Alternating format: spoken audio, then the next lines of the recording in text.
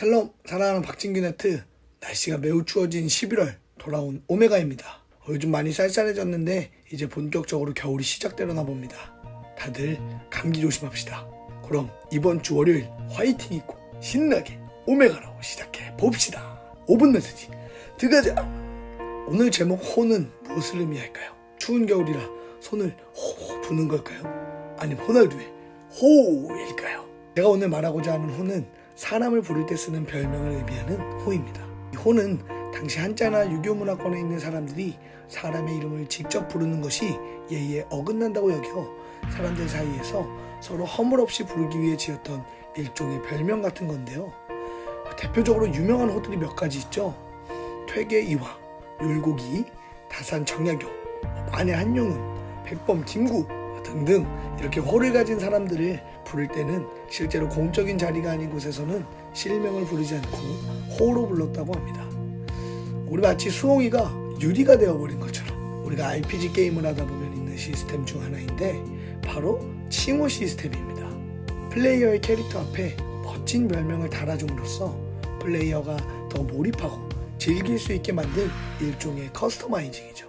이러한 칭호를 달면 특정 능력치가 올라가거나 혹은 단순히 문구가 마음에 들어서 사람들은 칭호를 달고 다니곤 합니다. 오늘 본문을 보면 이러한 RPG 게임에 나올 것 같은 백마를 탄 한 인물이 등장하는데요. 백마를 타고 정의를 심판하며 눈이 불꽃 같고 머리에는 왕관을 쓰고 있는 아주 멋진 인물이 등장합니다. 오늘 본문이 이 인물을 굉장히 화려하고 멋들어지게 표현하고 있는데 이 인물이 누구인지는 우리가 13절을 보면 알 수 있습니다. 오늘 본문 13절 말씀입니다. 또 그가 피 뿌린 옷을 입었는데 그 이름은 하나님의 말씀이라 칭하더라. 아멘. 피 뿌린 옷을 입은 자, 그 이름은 하나님의 말씀이라 칭했다. 직접적인 이름이 나오진 않지만 그분을 칭하는 호칭이 바로 하나님의 말씀이라고 합니다. 하나님의 말씀을 상징하는 인물 누구일까요? 맞습니다. 요한복음을 보면 우리가 알 수 있듯이 하나님의 말씀은 곧 육신이 되어 이 땅에 오신 예수 그리스도를 뜻합니다. 우리가 사실 교회를 다니며 너무 잘 알고 있는 사실입니다. 예수님은 말씀이시다. 말씀이 육신되어 오신 분이 예수님이다. 그렇다면 오늘 본문이 하나님의 말씀은 예수님이라고 했는데 말씀에 대한 우리의 태도는 어땠을까요? 저는 이번 오메가를 준비하며 하나님의 말씀을 대하는 저의 태도를 다시 보게 되었습니다. 오늘 본문이 그리고 성경이 계속해서 말해주고 있는 메시지는 말씀은 분명히 예수 그리스도라는 것입니다.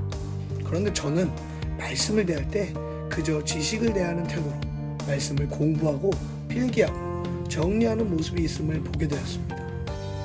물론 이러한 태도들이 필요하기도 합니다.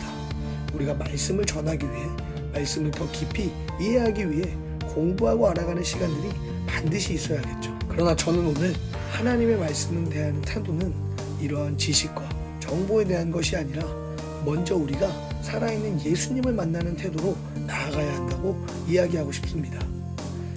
한 남자가 알코올 중독으로 비참한 삶을 살고 있었습니다.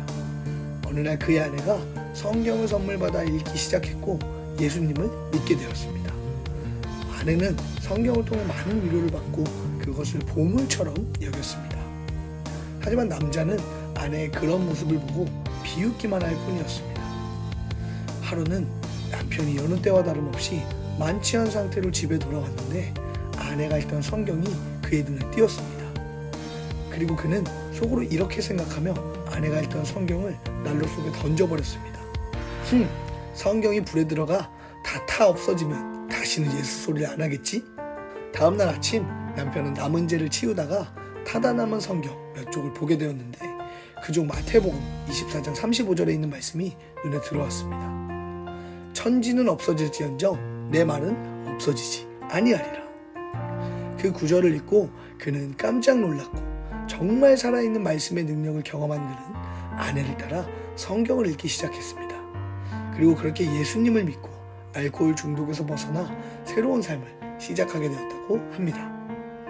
사랑하는 여러분, 말씀을 대하고 있는 우리의 태도가 어떤지 점검하기 원합니다. 여러분의 묵상과 큐티는 어떠신가요? 하루하루 큐티책을 펴시고 본문을 묵상하시며 혹은 성경을 묵상하시며 예수님을 만나는 마음으로 보고 계신가요? 아니면 그저 오늘도 내 삶에 도움이 되는 구절 하나를 얻어간다는 생각만으로 보고 계실까요? 저는 오늘 저와 여러분의 삶에 본문을 통해 살아계신 예수님을 만나는 시간이 회복되기를 축복합니다. 이번 한 주 말씀과 함께하며 살아계신 예수님을 경험하고 놀라운 은혜를 누리는 우리 박진규 네트워크가 됩시다.